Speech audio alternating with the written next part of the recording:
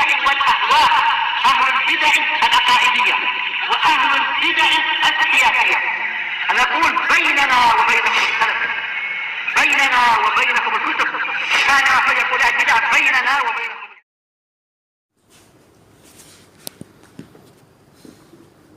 Bismillahirrahmanirrahim. Qala al-Imam an-Nawawi rahimahullah. Al-haditsul rabi' wa samanun ba'da arba'imi'ah. Hadis yang ke-484. Wa an Abi Hurairah radhiyallahu anhu qala Rasulullah sallallahu alaihi wasallam la yalijun nara rajulun baka min khasyatillahi ta'ala hatta ya'udal labanu fid dar. Dari Abi Hurairah radhiyallahu an bahwasanya Rasulullah sallallahu alaihi wasallam bersabda,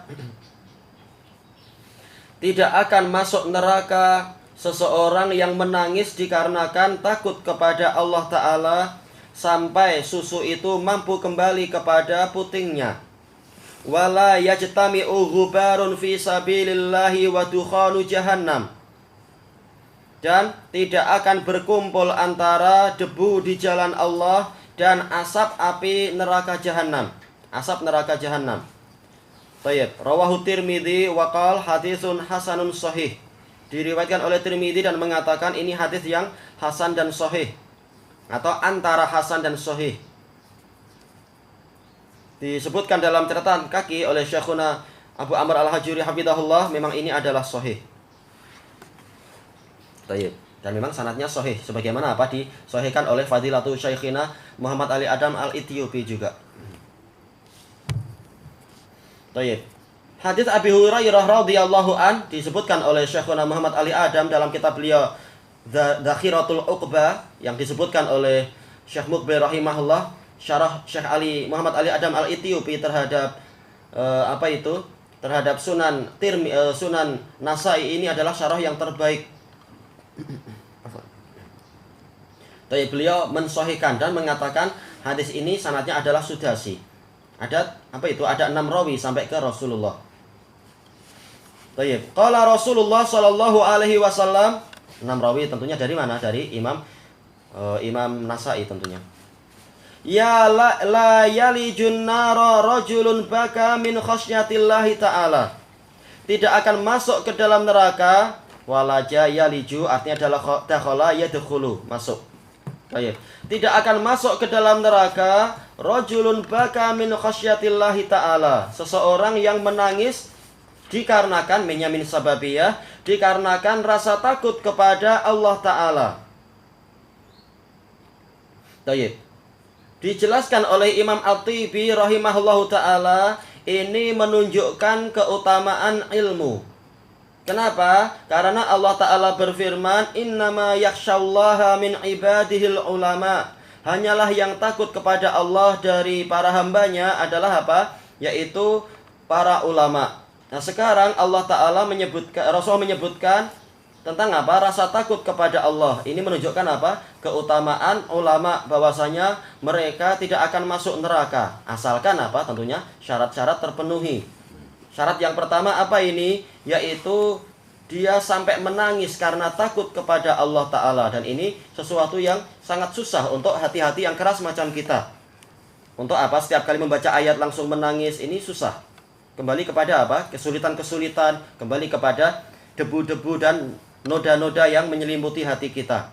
Tapi yang betul-betul memang dia alim, yang dia adalah rajin untuk amar ma'ruf nahi mungkar, baik terhadap diri sendiri ataupun terhadap orang lain, dan juga rajin untuk apa? Menjalankan perintah dan menjauhi larangan, maka dia akan mudah untuk mendapatkan taufik ini. Tayyib.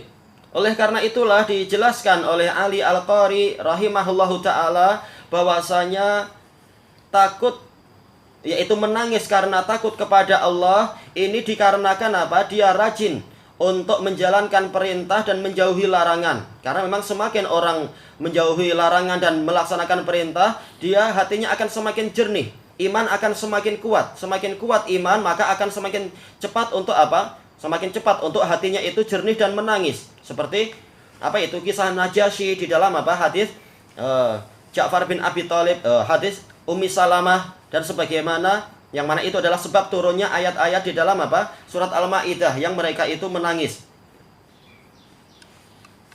Baik. Tafidu minad dam'i mimma arafu minal haq, yaitu ketika mereka mendengar ayat-ayat yang kami turunkan, maka air mata mereka berlinang. Baik, karena tahu itu adalah kebenaran. Ini adalah hasil dari apa? Semangat untuk menjalankan perintah dan menjauhi larangan, sehingga hati jadi jernih, sehingga cepat untuk menangis ketika datang ayat-ayat. Baik. Dan dijelaskan oleh Imam Ibnu Utsaimin rahimahullah di dalam Syarah Riyadhus Shalihin, menangis karena Allah ini ada dua kemungkinan. Yang pertama, ini sekedar apa? Membahas masalah baka, menangis.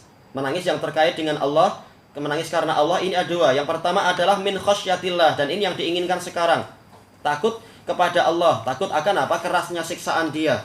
Yang kedua adalah menangis karena rindu kepada Allah, dan ini juga akan dibahas di dalam apa? Riyadhus Shalihin, walaupun bukan di bab ini. Walaupun apa? Bukan di hadis ini, tapi di hadis-hadis nanti insyaallah. Dalam bab syauq. Makanya apa itu Imam An-Nawawi menggabungkan dua perkara ini dalam bab ini. Takut kepada Allah dan rindu kepada Allah, dan dua-duanya akan menimbulkan tangisan. Tangis karena takut, tangis karena rindu. Yang dibahas dalam hadis ini adalah karena takut. Tayyib. Dan ini adalah hasil dari ilmu. Tayyib. Makanya kembali kepada kalam Imam At-Tibi di dalam kitab beliau Kasyifu Kasyifu Asroris Sunan. Ini adalah keadaan abidun alimun billah, orang yang rajin ibadah dan apa itu? Kenal Allah. Semakin kenal Allah, semakin rajin ibadah. Dan ibadah kembali kepada apa? Ucapan Ali Al-Qari tadi, menjalankan perintah atau menjauhi larangan. Tayyib. Maka orang yang mampu seperti ini, dia menangis karena takut kepada Allah, maka tangisannya itu memadamkan api neraka untuk dirinya, istilahnya. Sebagaimana dalam hadis yang lain, apa itu? Ainani la tamassahuman nar. Ada dua mata yang tidak disentuh oleh api neraka. Yang pertama adalah ainun bakat min khasyatillah, dan ini hadisnya sahih. Mata yang menangis karena takut kepada Allah, maka ini tidak disentuh oleh api neraka. Kenapa? Karena api itu padam oleh air, dipadamkan oleh air. Baik, maka disebutkan di sini orang ini tidak akan masuk ke dalam neraka sampai apa? Hatta ya'udal labanu fid daraq, sampai susu itu mampu kembali kepada putingnya. Tentunya ini adalah mustahil. Makanya dijelaskan oleh Al-Qari, hadza ta'liqus syai' bi apa itu? Bil muhal. Ini adalah menggantungkan sesuatu dengan apa? Perkara yang mustahil. Berarti apa makna yang diinginkan? Makna yang diinginkan adalah orang ini mustahil untuk masuk ke dalam neraka. Karena apa? Dia adalah orang yang betul-betul kenal Allah dan betul-betul takut kepada Allah. Dan takutnya itu dibuktikan dengan amalan. Maka dia adalah abidun alim, orang alim yang ahli ibadah. Atau yang kata Imam Ibnul Qayyim, apa itu? Alimun amil. Dia alim dan dia rajin beramal. Maka yang seperti ini akan menyebabkan dia selamat dari api neraka. Tayyib. Dan ini sebagaimana pemustahilan yang Allah Ta'ala sebutkan, wala yadkhulunal jannata hatta yalijal jamalu fi sammil khiyat. Dan orang ini, orang yang kafir itu, dia tidak akan masuk surga sampai sehingga ada unta yang mampu masuk ke dalam lubang jarum. Ini mengaitkan sesuatu dengan apa? Kemustahilan. Manakala unta itu mustahil masuk ke lubang jarum, maka apa? Mustahil juga orang kafir itu masuk ke dalam surga. Baik. Maka pola yang disebutkan dalam hadis ini sama dengan pola yang disebutkan di dalam apa? Ayat tersebut. Yaitu apa? Ta'liqus syai' bil muhal, menggantungkan sesuatu dengan kemustahilan. Ini masuk dalam apa? Balaghahnya Arab. Bahasa Arab sastranya di antara polanya adalah seperti ini. Apa hikmahnya? Yaitu lit ta'bid. Faedahnya adalah menunjukkan perkara keabadian, yaitu selama-lamanya dia tidak akan masuk ke dalam neraka. Baik. Bukan apa? Bukan kita memakai ilmu kalam dan falsafah. Apakah mampu Allah Ta'ala memasukkan unta ke dalam lubang jarum, dan apakah Allah itu mampu untuk mengembalikan susu ke dalam putingnya? Masalah mampu, tetapi ini pola Arab yang Allah Ta'ala tetapkan dalam Quran dan Rasulullah tetapkan di dalam hadis. Tujuannya adalah untuk apa? Menganggap itu sebagai sesuatu yang mustahil. Kalau masalah mampu, Allah mampu. Bahkan Allah mampu menjadikan apa? Surga hancur dan orang yang paling taat pun masuk neraka, masalah mampu, tapi Allah dengan hikmahnya nggak akan menetapkan itu. Baik. Jadi ini tidak dikaitkan dengan masalah kemampuan Allah, tetapi ketetapan hikmah Allah tidak akan menjadikan yang seperti itu. Baik. Ini yang pertama. Dan ini adalah keutamaan. Sebagaimana disebutkan oleh Fadilatu Syekhina Muhammad Ali Adam Al-Ethiopi dalam Dakhiratu Al-Uqbah, bahwasanya ini menunjukkan selama-lamanya orang yang taat, orang yang takut kepada Allah, dia tidak akan masuk ke dalam neraka. Takut tentunya dikaitkan dengan dengan amal soleh dan lain-lain. Karena bukan khauf tapi khosyah. Ini mengharuskan adanya amalan. Baik. Sebagaimana kita lewati dalam dalam hadis yang hasan li ghairi man khafa adlaj. Barang siapa takut, hendaknya dia berjalan di awal malam. Jadi bukan hanya khauf tapi harus ada amalan. Nah, itu dinamakan khosyah. Baik, kelanjutannya wala yajtami'u ghubarun fi sabilillah wa dukhanu jahannam. Dan tidak akan berkumpul antara debu di jalan Allah dan asap neraka jahanam. Baik. Ini seperti hadis yang ana sebutkan tadi itu, ainani la tamassahuman nar, ada dua mata yang tidak disentuh oleh api neraka. Ainun bakat min khosyatillah wa ainun tahrusu fi sabilillah. Mata yang menangis karena takut kepada Allah. Yang kedua adalah mata yang berjaga-jaga. Batat tahrusu fi sabilillah, yaitu bermalam bata, tapi bukan maksudnya tidur, tapi dia begadang malam karena berjaga di jalan Allah. Maka mata yang digunakan untuk berjaga-jaga di jalan Allah tidak akan disentuh oleh api neraka. Ini menunjukkan keutamaan jihad fi sabilillah. Baik. Makanya bukan hanya orang yang berjaga yang maju ke depan atau yang berjalan ke sana kemari untuk untuk tergantung perintah dari komandan jihadnya macam tapi jihad syar'i, bukan jihad ifsadi. Baik. Menyebabkan dia terkena debu. Maka debu-debu ini justru akan menyebabkan dia dijauhkan dari asap api neraka. Dan ini adalah kembali kepada al-jaza min jinsil amal, balasan sesuai dengan jenis amalan. Yaitu manakala Allah Ta'ala mengaitkan jihad fisabilillah itu, amalannya terkait dengan makhluk yang latif, makhluk yang sangat halus, yaitu gubar, debu, maka balasannya adalah dia selamat dari makhluk yang latif juga, yang halus, yaitu yaitu dukhan, asap. Baik. Ini al-jaza min jinsil amal. Kalau sekedar asapnya saja dia tidak terkena, apalagi api nerakanya. Karena karakter asap adalah menjauh dari api, ma'ruf. Baik. Berarti kalau dengan asap saja tidak kena, apalagi yang dasar dari asap, yaitu apinya, maka ini lebih jauh lagi. Dia tidak akan tidak akan terkena api neraka. Ini menunjukkan keutamaan jihad fisabilillah, bahwasanya dia itu menjauhkan pelakunya dari neraka jahanam.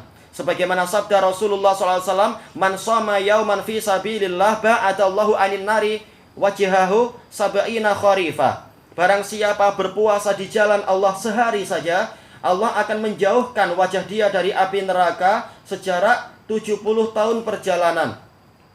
Baik. Ini menunjukkan jihad itu menyebabkan orangnya selamat dari neraka. Dan berarti jawabannya adalah masuk ke dalam surga konsekuensinya. Bahkan di surga telah dipersiapkan untuk dia 100 derajat di surga, dan derajat itu naik. Sementara neraka itu di bumi yang ketujuh dan dia lapisan jauh ke bawah. Berarti memang sangat jauh dia dari dari api neraka. Baik.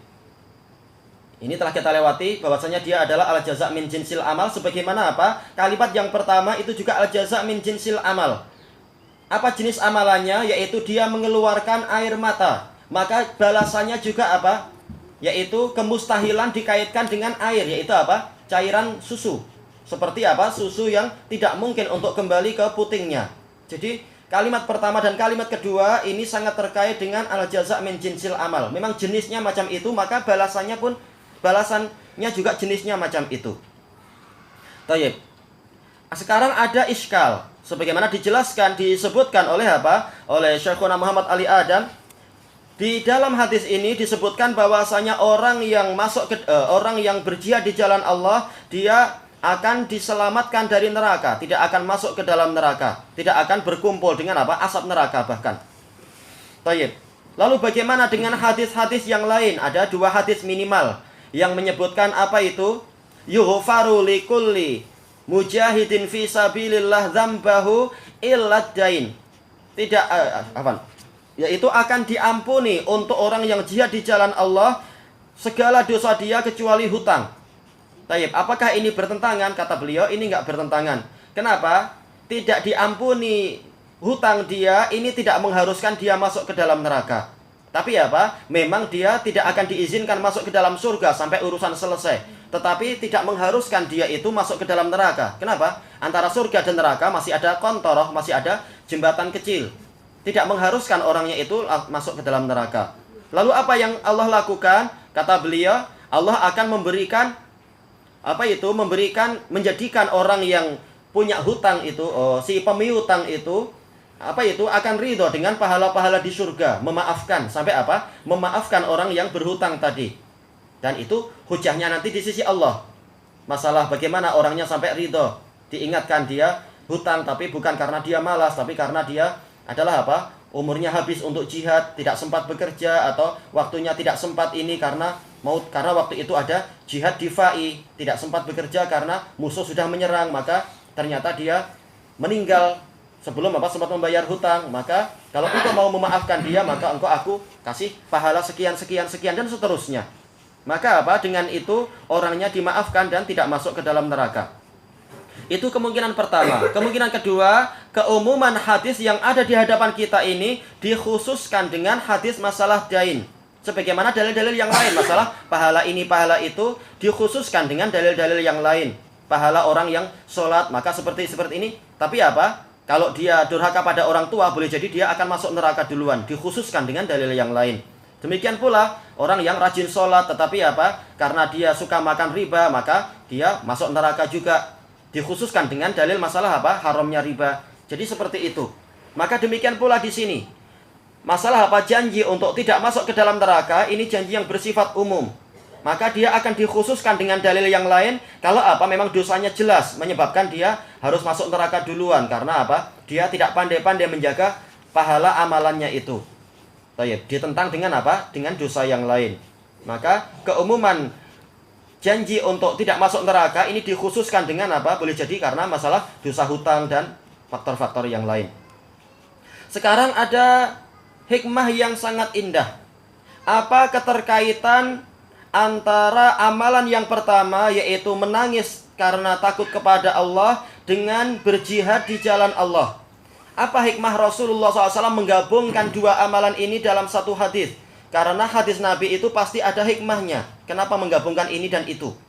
Hikmahnya dijelaskan oleh At-Tibi rahimahullahu ta'ala dalam Kashifu Asraris Sunan, yaitu mereka berdua sama-sama mujahid fisabilillah. Yang pertama, jihad melawan diri sendiri. Untuk memerangi diri untuk taat kepada Allah, dan memerangi diri agar menjauh dari maksiat. Sehingga Sehingga dia berjaya untuk memiliki hati yang jernih sehingga dia sampai sampai dia menangis karena takut kepada Allah. Ini jihadun nafas, dan tidak semua orang mampu untuk jihadun nafas sampai tingkat ini. Mungkin dia taat pada Allah dan tidak maksiat, tapi untuk hatinya jernih sampai menangis ini susah. Makanya yang mampu seperti ini dijamin tidak akan masuk neraka sampai ada susu yang kembali ke putingnya. Ini tingkatan yang sangat tinggi. Ini perlu jihad yang sangat besar, perlu riyadhatul qulub banyak-banyak. Baik. Kemudian yang kedua, ini ma'ruf, yaitu jihad memerangi memerangi musuh-musuh Allah yang ada di luar. Kalau yang pertama memerangi hawa nafsu dan setan, sementara yang kedua adalah memerangi orang kufar dan munafikin, yaitu setan dari jenis manusia. Maka yang seperti ini juga dijamin untuk tidak masuk ke dalam neraka. Dan pola-pola seperti ini banyak kita dapatkan di dalam hadis. Sebagaimana kalau umur kita panjang, ketika masuk di dalam kitabul jihad akan dibahas masalah itu. Ketika Rasulullah menyebutkan siapakah orang yang terbaik, maka Rasulullah mengatakan rajulun akhidun bi ananil farasi fisabilillah. Orang yang terus-menerus memegang kepala kudanya di jalan Allah, siap untuk siap untuk berjihad dimanapun ada panggilan. Yang kedua adalah orang yang menyendiri fi sya'bin minasyi'ab, di salah satu celah-celah gunung beribadah kepada Allah menjauh dari fitnah. Ini adalah jihadun nafas. Demikian pula dalil-dalil yang lain. Apa itu? Di antaranya adalah yushaku khairu malil muslim, hampir-hampir harta muslim yang terbaik adalah apa? Kambing yang dia gembala di antara gunung-gunung di tepi-tepi mata air untuk menjauh dari fitnah manusia. Dan apa itu? Kuda yang dia gunakan untuk dia tambatkan fisabilillah. Banyak dalil-dalil yang menggabungkan antara jihadun nafs dengan apa? Jihadul a'da. Baik. Ilahuna wallahu taala a'lam.